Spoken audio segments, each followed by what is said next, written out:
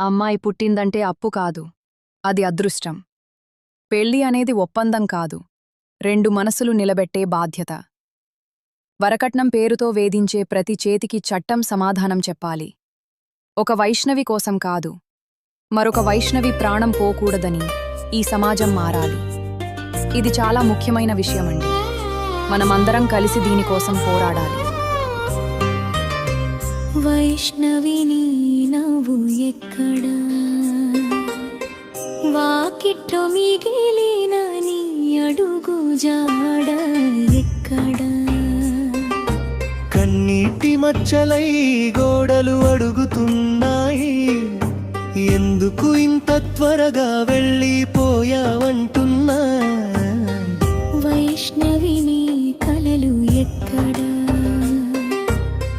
వీడియోల్లో మెరిసిన వెలుగు ఎక్కడా?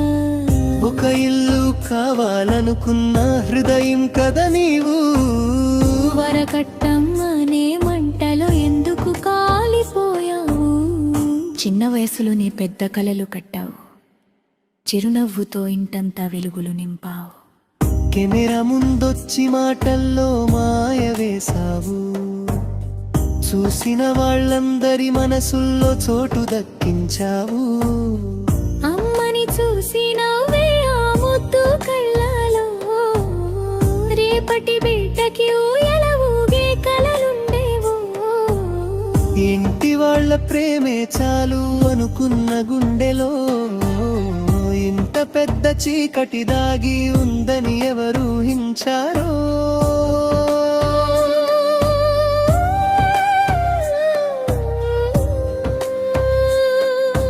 బంగారం కాదు కదా అమ్మాయి ప్రాణం, డబ్బు కాదు కదా ఒక ఇంటి గౌరవం. 5 లక్షల మాటలకే ఇంతటి శిక్ష, ఒక అమ్మ జీవితానికి ఇదేనా తీర్పా? వైష్ణవిని నవ్వు ఎక్కడా, నిన్ను పిలిచే వాళ్ళ గుండెలో మిగిలిన నొప్పి ఎక్కడా? నీ ఫోటో ముందు దీపం ఇంకా ఆరలేదమ్మా. నీ కోసం ఇంకంతా నిశ్శబ్దమే మిగిలిందమ్మా.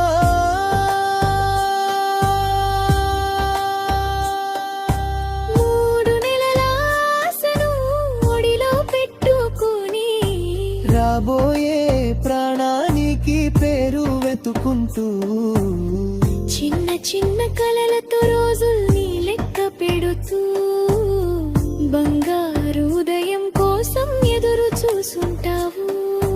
కానీ ఆ రాత్రి ఏమైందో గాలి కూడా ఏడ్చింది. గోడలన్నీ విన్నా నోరు తెరవలేక మౌనమైంది.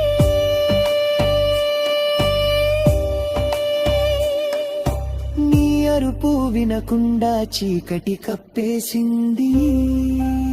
ఒక ఇంటి పాపం మరో ఇంటి ప్రాణం తీసేసింది.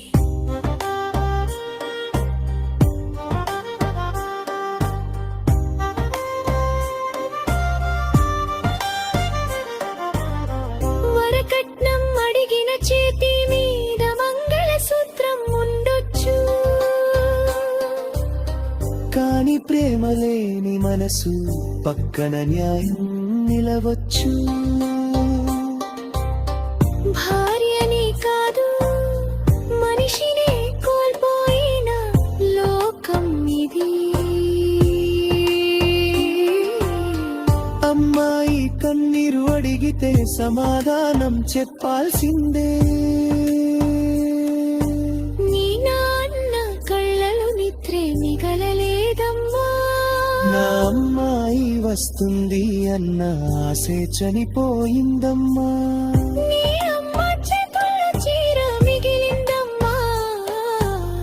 నీ వాసన కోసం గది తలుపు ఇంకా తెరిచిందే అమ్మా.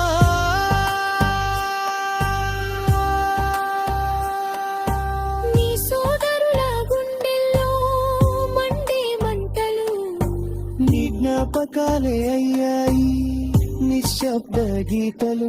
ఒక సమాధి దగ్గర పూలు పెడుతూ అడుగుతున్నారు, వైష్ణవి తప్పేంటి అని ఏడుస్తున్నారు.